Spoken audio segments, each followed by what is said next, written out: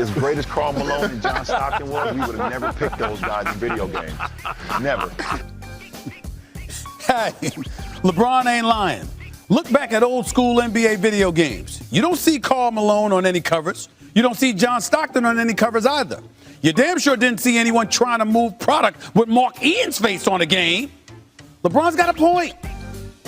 But get my point. He probably also pissed off the Jazz last night. Just a little bit. Just a little bit. It's not a big thing. Wasn't a huge amount of disrespect, nothing like that. But understand that elite athletes use any bit of disrespect as fuel for their fire. They store away any morsel of slander for when they need to dig a little deeper. And LeBron just gave the Utah Jazz, a team ahead of his in the Western Conference standards, by the way, even more motivation come playoff time. Believe that. But fine. If LeBron likes video game basketball so much, here's another question. Why the hell did he pick the team that he did? Giannis and Rudy Gobert to go along with LeBron James? Are you trying to play half-court basketball in the All-Star game? Throwing the ball inside, backing guys down in the paint, boring us to death? LeBron, look, I feel you. I feel you on the Utah Jazz stuff. I truly do. But you just put together the least fun video game basketball team ever. I mean, damn. That's like instead of watching Magic and them on Showtime, we just gonna watch him walk the ball up the court and throw it to Kareem Abdul-Jabbar. Effective and efficient, but not exciting. Unless you decide to give the ball to Steph Curry in Dame time. And that's a different ballgame. Yeah. This weekend's NBA All-Star festivities in Atlanta will celebrate HBCUs throughout the entirety of the event. The court at State Farm Arena, created in collaboration with HBCU alumni, is designed to capture the spirit, pride, and academic significance of historically black colleges and universities.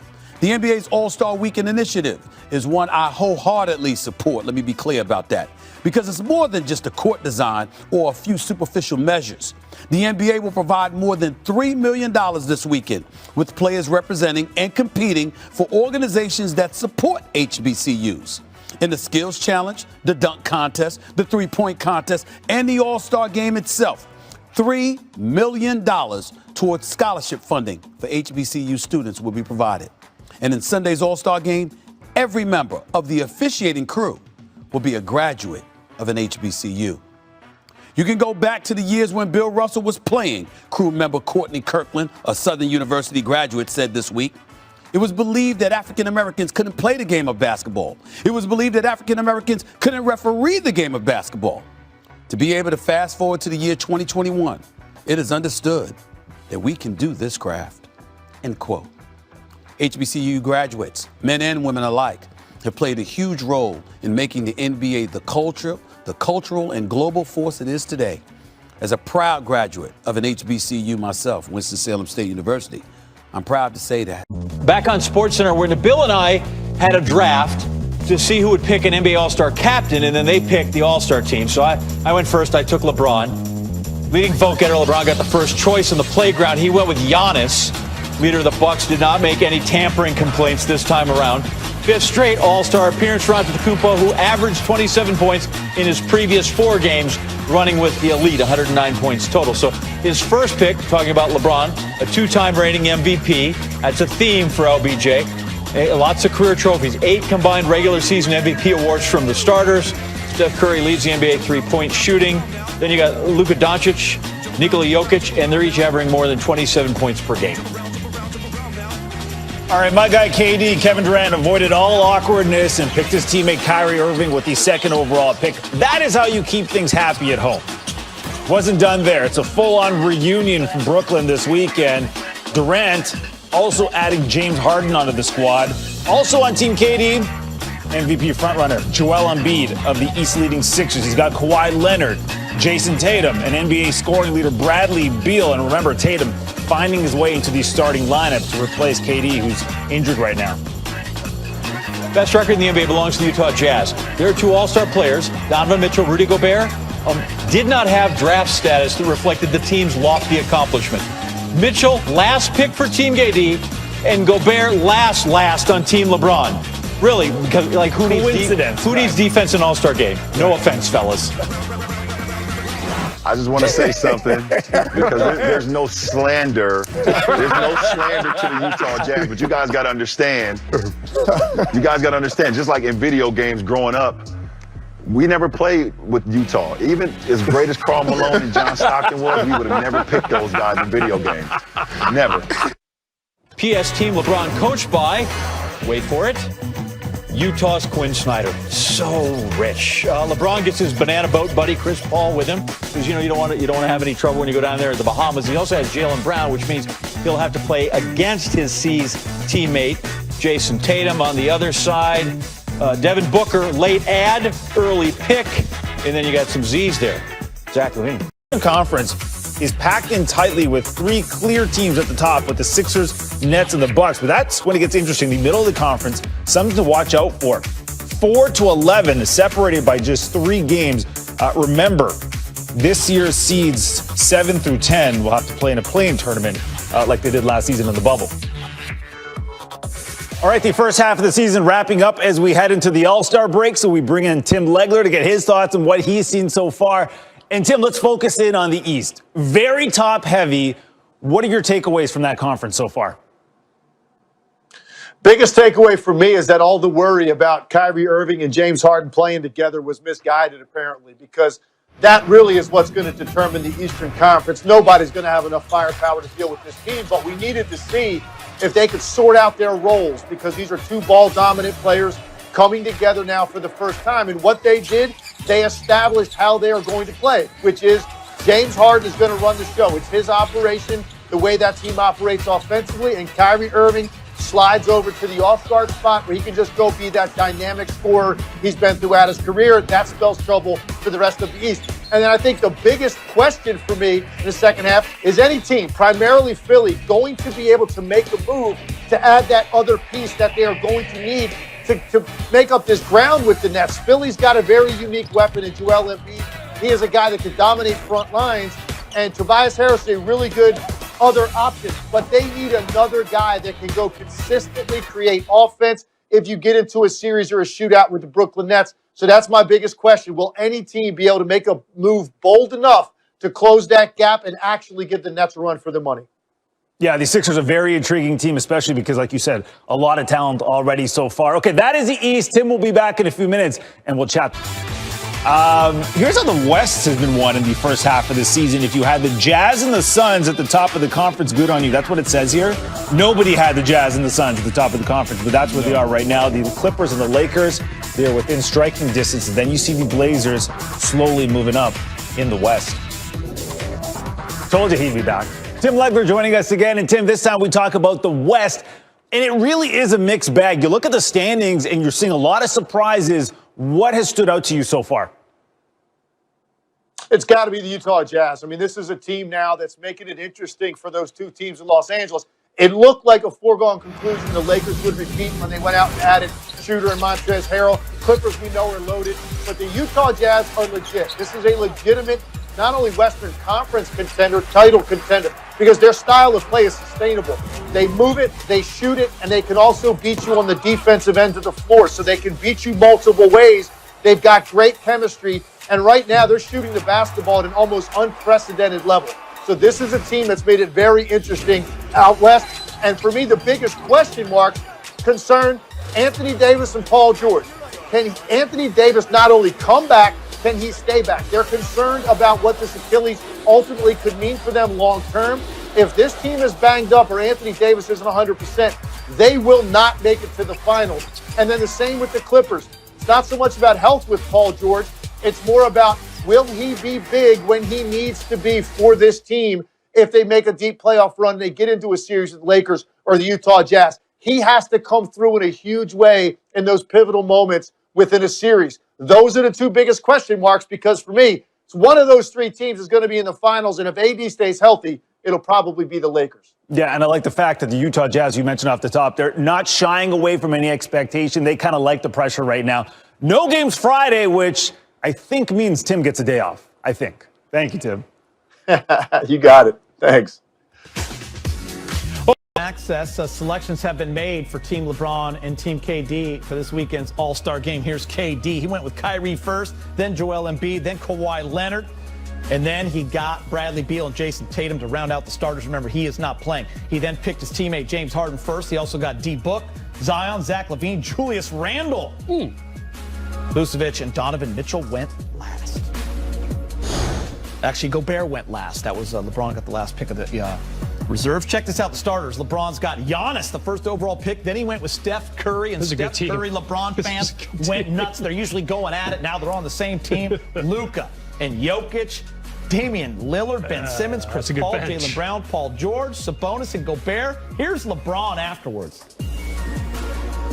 I just try to pick players that can complement one another, and, we out on the floor, we just, try to play the game the right way. I mean, it's an all-star game, so, there's going to be some shenanigans out there, but for the majority of the game, we just try to play the right way and try to come out with a win. The NBA announced the reserve selections for next month's All-Star game in Atlanta on Tuesday night, and there were some notable omissions that had the NBA world on fire last night. Let's bring in our guy, Kendrick Perkins, to join us as we dive into this conversation.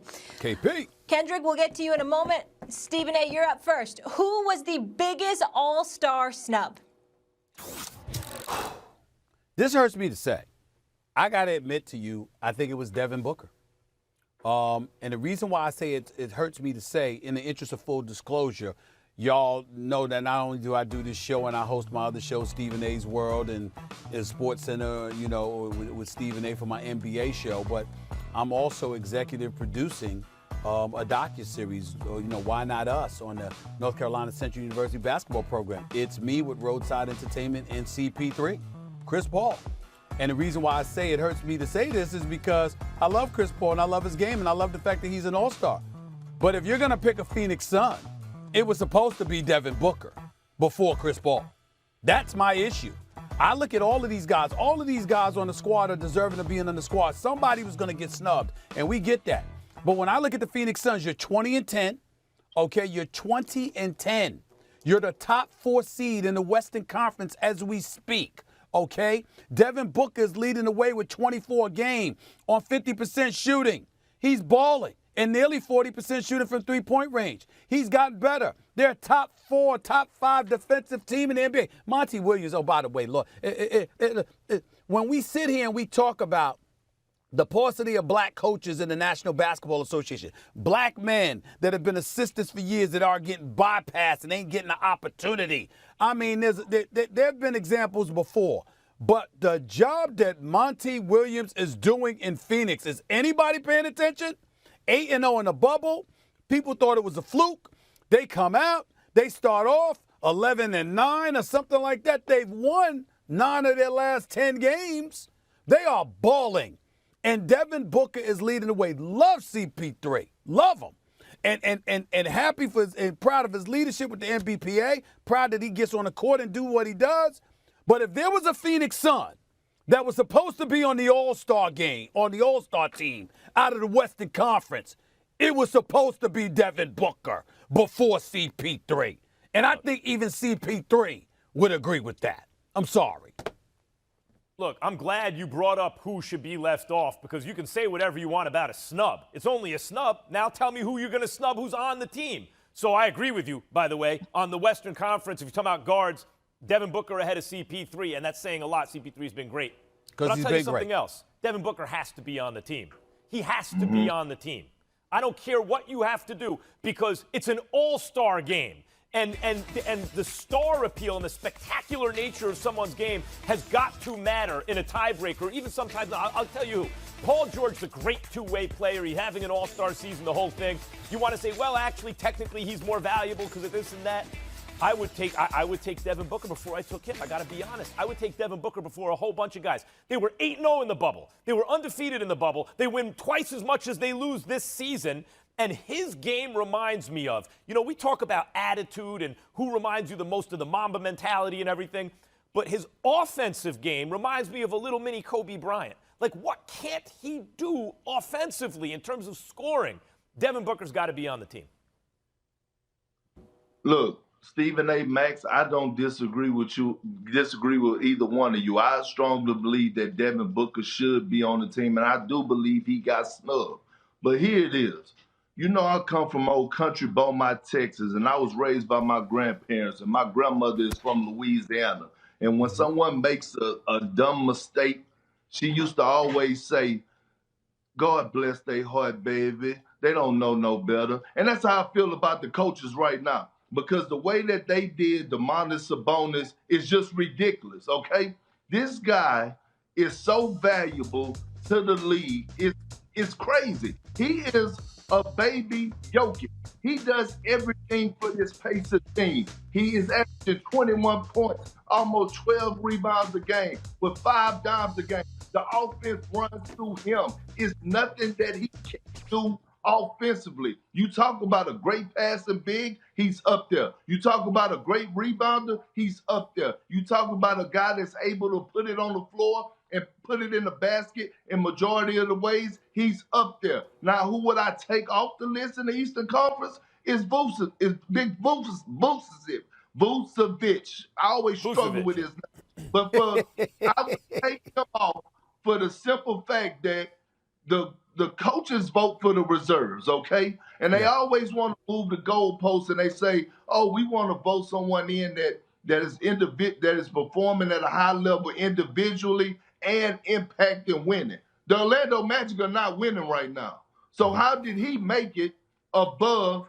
Sabonis? Well, Sabonis has to get his just due, and I feel like he was the biggest snub. That's a good choice. I still don't think it's bigger than Devin Booker, but that's a damn good choice that you make. I know we got to move on. The only thing that I want to say is, Big Perk, I got to get on you about something. If you want somebody to come at you on a debate show, man, you can't be bringing up Grandma. How we going to disagree with Grandma? You can't do that to us. I mean, what we supposed to do? We can't come back at you and hey, we don't care about what Grandma thinks. No, of course we do. We can't say anything about Grandma. You can't do that to us. That's handicapping us, man. No, but Stephen A., I just wanted to throw that Louisiana slang out there because, you know, when they say bib, he be saying that a lot. That's all. Okay. All right. I'll go with that. Stephen A., I'm trying to get Granny on the radio show. Yeah, I'm trying to get Granny on the radio show. And I'll tell you something else. I think she wants to come on, and Perk is keeping us apart. That's right, Perk. I said it. Nah. I want Stone on First Take. That's who I want on First Take. I want the little one right there, Mac. You remember? That's who I want on First Take. That's who I want to see on First Take. Destiny is calling. So say hello to the champion. Say hello. All these wins on the field, spiritual. They did that is magic. Welcome to the late show. I be King James version when I'm on the West Coast. So say hello to the champ. Let's go. We just want our respect. Our organization want their respect. Laker Nation want their respect. And I want my damn respect too. They say hello to the champ. You got it, bro. LeBron James should have designed the main library at Indiana University. Urban legend has it that the library sinks over an inch every year because when it was built, engineers failed to take into account the weight of all the books. James, who's a real legend, has written the book on how to keep your career from fading. For 18 years, he's been a bestseller on the NBA's nonfiction list. And frankly, he shows no signs of sinking.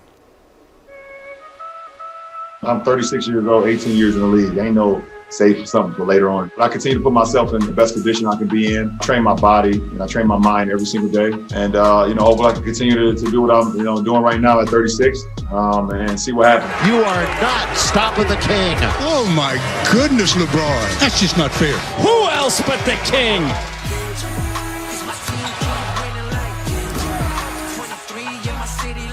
Oh, he turned the other way. He said, bet you won't make it. And in order to make a bet official, you either got to have a handshake or you got to look a man in the eye. So he said, bet it. And I turned around, looked him in the eye, and I said, bet it. Good again! LeBron has 46! What a show in his hometown. I felt like he was just a little bit too excited about seeing me miss. I knew I had another quarter. Both quarters my favorite. Don't poke the bear, don't poke the king. 36 years old, 18th year in the league. How many games has this guy played? I don't get tired. Double overtime. The king with a giant three. LeBron another three. Yes! My heart is not sustainable for 2 overtimes at this point in my career, so I was just ready to go, get home. I got a bottle of wine that's been ready to be opened. LeBron over the top with a one-handed stuff. This is a young LeBron James. This whole narrative of LeBron needs more rest has become a lot bigger than what it actually really is. We all need more rest. I mean, this is a fast turnaround from last season. How do you stop that? You don't. That's how you're the defending champions. Give your life to the game because the game will give it back to you. So I understand I have a responsibility that's beyond myself when I hit the floor.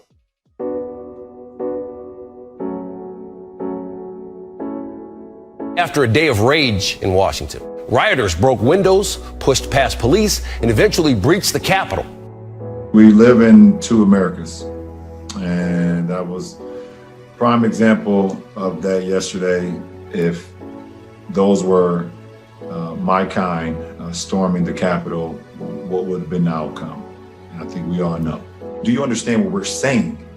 Because you will never understand the feeling that we feel being a black man or being a black woman growing up in America. You know, I would never shut up about things that's wrong. There's no way I will ever just stick to sports because I understand how, how this platform and how powerful my voice is. I'm proud to be a part of a generation where our voices are heard. And we got, a lot of guys that are speaking from the heart that didn't believe they had a voice at one point in time. Black History Month is all 12 months for me. You know, we celebrate Black excellence every single day, 365 days of the year. We're spoiled watching and witnessing his greatness. The greatest player of his generation. I'm a guy who grew up reading about the game, studying the game. It's a privilege to do what I love to do, and that's to play the game of basketball, continue to inspire the youth. And for me to be linked with some of the greats that ever played this game, it's always an honor. I don't know how long I'm gonna play the game. I don't know how much more I'll be able to give to the game, but the way I feel right now, we'll see what happens. The game will let me know when it's time, and we'll figure it out then. You're sitting at home going, who put that together? His name is Tyler Drohan, works here with us in Los Angeles. Great job. Among other players in their 18th season or later, James ranks in the top 5 of most major categories, averaging 25 points, 7 rebounds, 7 assists per game. For the 11th time in his career, and that player efficiency rating of 24.4 is on pace to be the best by a player in his 18th season or later in NBA history. The dude is a machine. Conference is packed in